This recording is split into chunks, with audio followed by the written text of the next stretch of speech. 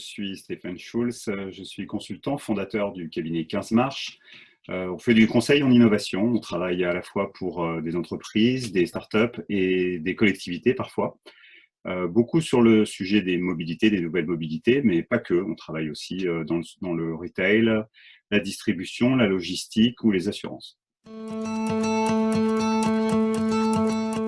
Premier signal qui est impressionnant, c'est le fait, ça doit être une première depuis peut-être 50 ou 60 ans, qu'on se passe de mobilité. Donc pour quelqu'un qui travaille à observer les comportements de mobilité, c'est un laboratoire absolument passionnant puisqu'il est mondial.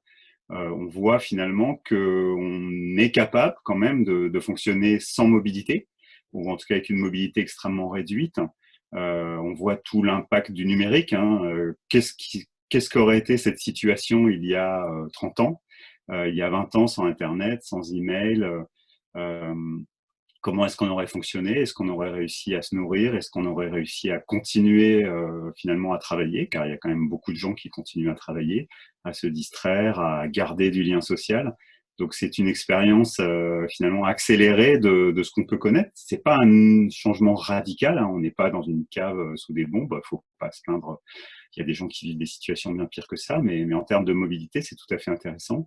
Et on peut voir aussi là aussi finalement en accélérer ce qu'aurait pu donner l'impact de politiques de réduction de la mobilité, notamment sur la pollution, puisque là, on a une expérience en laboratoire à une échelle inimaginable auparavant de réduction des émissions. Et on voit l'aspect positif, l'aspect négatif aussi, on voit qu'il en reste. Donc finalement, c'est assez inédit, c'est passionnant comme situation, malgré la gravité évidemment de la situation. C'est quand même passionnant de voir finalement en quoi nos mobilités, on peut vraiment les séparer entre des mobilités contraintes et des mobilités choisies. Et on voit que finalement, on a énormément de mobilités contraintes. Donc ça nous interroge sur pourquoi on se déplace aussi. Et j'espère, dans les signaux faibles, qu'il y aura des vraies réflexions ensuite sur le pourquoi on fait déplacer autant de gens au même moment, aux mêmes endroits, en empruntant souvent les mêmes modes de transport. Et j'espère que par rapport notamment à la prochaine crise qui vient, qui est, comme on le sait, beaucoup plus importante et beaucoup plus massive et sans doute beaucoup moins réversible, qui est la crise climatique, j'espère que ces réflexions, elles vont enchaîner directement à la sortie de cette crise en se disant finalement qu'est-ce qu'on a appris sur notre capacité de résilience, sur notre capacité à continuer à fonctionner finalement sans mobilité, ou en tout cas sans ces mobilités imposées, choisies, qui ont un coût énorme, tant financier que pour la planète. Je distinguerais les modes de transport pour le coup, c'est-à-dire sur les comportements, je crois qu'il y aura une remise en cause encore plus forte finalement de la manière de se déplacer. Je veux dire, ne serait-ce que il y a quand même 90% des déplacements qui se font en voiture, des déplacements motorisés. Là, ils les ont pas fait, donc il y aura sans aucun doute une réflexion sur la pertinence, l'utilité de cette voiture. Maintenant, de l'autre côté, il faut pas se voiler la face non plus. Les modes partagés, la ville elle-même, la proximité, le frottement social, le frottement physique des gens sont montrés du doigt et vont l'être pendant longtemps, sûrement dans la période de déconfinement. Alors, je connais pas le terme, mais bon, quand on va sortir de là. Donc, évidemment, ça interroge sur ces modes partagés, que ce soit évidemment les transports publics. Est-ce qu'on va continuer à s'entasser à plusieurs milliers dans une rame de RER aux heures de pointe? Qui va vouloir le faire? Il y a évidemment des gens qui vont le subir, mais tous ceux qui ont le choix, est-ce qu'ils vont continuer à le faire? Et ensuite, plus largement, au niveau des modes partagés, ça impose des règles beaucoup plus strictes. Jusqu'à maintenant, on cherchait à massifier, même à l'échelle d'une voiture, à faire de l'autopartage ou à faire du Uber Pool ou du transport à la demande, à massifier les gens. Est-ce qu'on va toujours pouvoir continuer à le faire? Est-ce que les gens vont le souhaiter? Donc finalement, c'est tout un modèle qui risque de s'effondrer. Il était déjà fragile, c'était déjà très compliqué finalement de massifier des déplacements. Et là, on voit que ça va être quelque chose qui va être mal vécu par les gens, qui va peut-être même être interdit. Donc ça doit nous interroger. Et plus globalement, moi j'ai une autre réflexion aussi, c'est sur les grands progrès finalement et les grands espoirs de ces dernières années, c'était sur le peer-to-peer, c'est-à-dire le fait de rapprocher les gens sans intermédiaire finalement, avec des intermédiaires qui étaient à la fois virtuels et le plus léger possible. Là maintenant, si on rentre dans une logique où il faut une sorte de validation de l'État, une validation des autorités sanitaires, que sais-je, des applications qui vont nous dire si on peut si on est quelqu'un de fiable ou pas, ça risque là aussi de faire d'entacher ce modèle de confiance peer-to-peer envers les autres humains. Donc c'est assez inquiétant par rapport aux systèmes qui ont été créés, par rapport à toute cette cathédrale de confiance justement qui a été créée. Et si c'est une reprise en main finalement par une autorité centralisée, bah, on connaît, on sait ce que ça donne, ça va forcément être beaucoup plus limité. Et là aussi, on aura beaucoup plus de mal en fait à développer des transports alternatifs à la voiture individuelle.